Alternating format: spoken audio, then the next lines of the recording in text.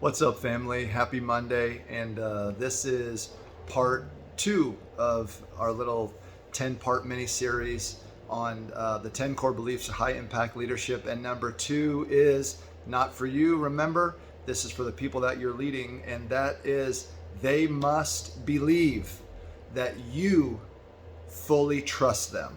And there's a lot of different layers and levels to trust, even within like the same process. So when you think about trust, it's like you can have one initiative and I may trust you to show up on time, but I don't trust you to provide great feedback. I may trust you to be engaged, but I don't trust you to make a great decision.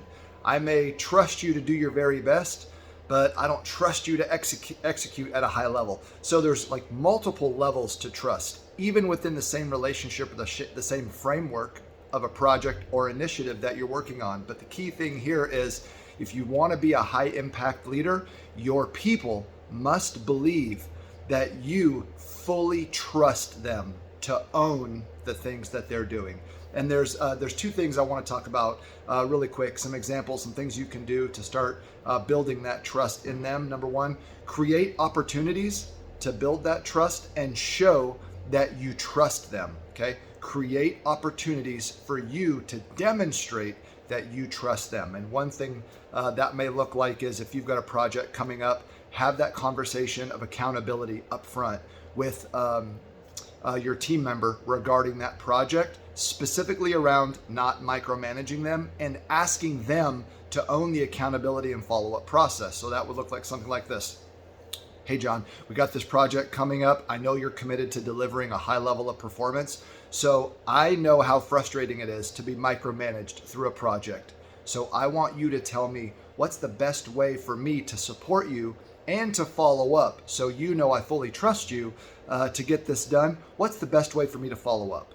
And John may say, hey, see me at the end of the week or see me at the end of the month or whatever the case is. But when you let your team member own that process of accountability and communication, that just shows that you don't want to micromanage them and you want to give them that extra amount of trust. And then the second thing is, especially if you've been leading the same group of people for any length of time, you want to identify where there could be some issues of mistrust, perhaps. So you want to ask that question, have that engagement with your team members, and just ask that open-ended question. Hey, tell me about a time where you felt like I did not completely trust you. Tell me what that was like. Tell me how it made you feel.